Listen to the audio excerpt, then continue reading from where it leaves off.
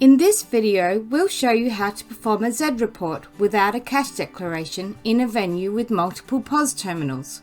So after we've counted the cash, we log on to our POS system to begin. We go to Reports, then select X and Z reports. Here we'll see a list of reports generated throughout the day. To finalize the day, we double-click on each pending report. This action consolidates the individual X reports, creating a Consolidated X Report. This allows us to view information from both POS terminals in a single comprehensive report. We then check our totals, and once we're satisfied that everything is accurate, we select Finalise. This action converts the Consolidated X Report into a Z report, officially closing off our day.